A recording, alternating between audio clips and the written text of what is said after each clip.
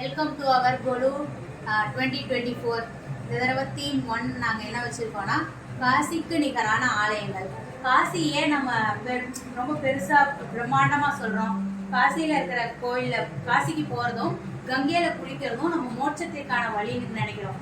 நமக்கு கல்வி, திருமண தடை, செல்வம், எல்லா பாவமும் தொலைஞ்சு நம்ம முக்தி கிடைக்கணும். நம்மளோட பாவம் எல்லாம் நீங்கி நமக்கு மறுபிறப்பு இல்லாத வாழ்க்கை கிடைக்கணுன்றதுக்காக தான் நம்ம காசிக்கு போய் காசி விஸ்வநாதரை தரிசிக்கணும்னு நினைக்கிறோம்.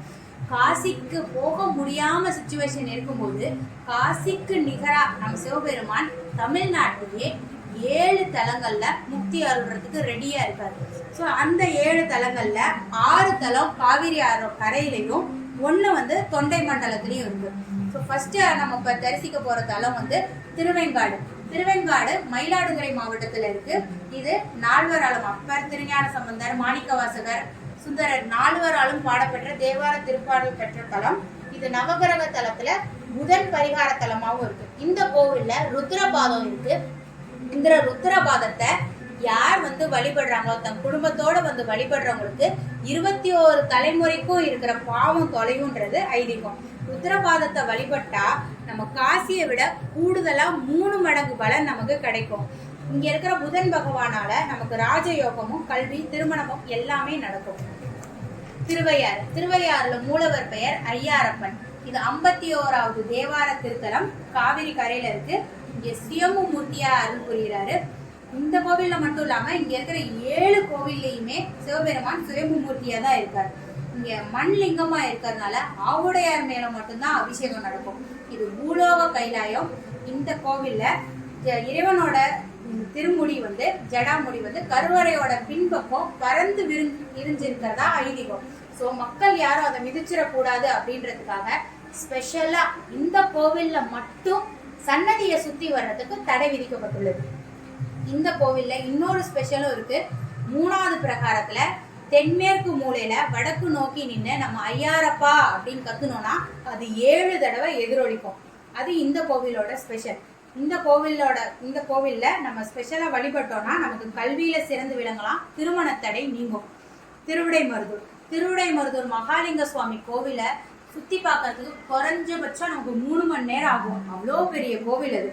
அந்த கோவில்ல அந்த ஊரோட எந்த மூலையில, திருவிடைமருதூர் எந்த திசையில எந்த தெருவுல நின்று பார்த்தாலும் ராஜகோபுரம் தெரியும். இங்கேயும் சுயம்புலிங்கமா தான் காட்சி தராரு. இந்த கோவில்ல நமக்கு பிரம்மகத்தி தோஷம் நீங்க வழிபட வேண்டிய கோவில் இது. இந்த கோவில்ல நம்ம நுழையிறப்போ ஒரு வாயில நுழைவோம், வெளியே வரும்போது வேறு வாசல் வழியா தான் வெளியே வரணும்.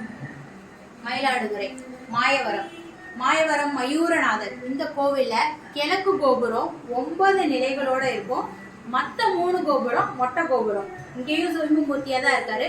கந்தசஷ்டி விழாவும் போது பார்வதியிடம் தான் வேல் வாங்குவாரு முருகன். ஆனா ஸ்பெஷலா இந்த கோவில்ல சிவபெருமான்ட்டு வேல் வாங்கி போருக்கு புறப்படுறாரு.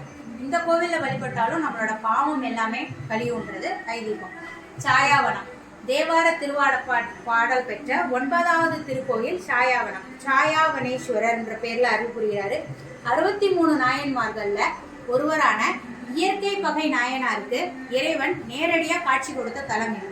முருகப்பெருமான் இங்கே மட்டும் வில்லு ஏந்தி போருக்கு புறப்படுற சத்ருசம்ஹார மூர்த்தியா இருக்கிறார். இது ஒரு மாடக்கோவில். மாடக்கோவில்னா யானையால கோவிலுக்குள்ள புக முடியாது அப்படின்ற கோவில் தான் மாடக்கோவில். சோழ மன்னன் இந்த கோவிலை மாடக்கோவிலா ரெடி பண்ணியிருக்காரு. இந்த கோவிலை வழிபடுறதுனா நமக்கு எதிரி பயம் தீரும்.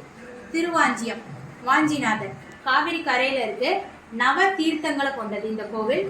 இந்த கோவில்ல குப்த கங்கையில நீராடி வாஞ்சிநாதரையும் யமதர்மனையும் வழிபட்டா சகல நோய்களும் நீங்கி நீண்ட ஆயுளும் நிறைந்த செல்வமும் கிடைக்கும்ன்றது ஐதீகம்.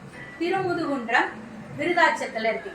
இது எவ்வளவு வருஷம் பழமையானதுன்னா 3 லட்சம் வருஷம் பழமையானது அப்படின்றது ஆராய்ச்சியாளர்களே நிரூபிச்சிருக்காங்க. இது தேவார திருப்பாடல் பெற்ற 22வது தலம் விருத்தகிரீஸ்வரர். இதனோட தலை விருட்ச மண்ணி மரம் மட்டும் 3000 ஆண்டுகள் பழமையானது. வடக்கு கோபுரத்துக்கு அருகில் இருக்கிற மணிமுத்தாறு ஆறுல மூழ்கி எழுந்து இவரை கும்பிட்டோம்னா நமக்கு கண்டிப்பா முக்தி கிடைக்கும். பழங்காலத்துல ஒரு பழமொழியே இருக்கு, காசியை விட வீசம் அதிகம் விருத்த காசியிலே அப்படின்ற.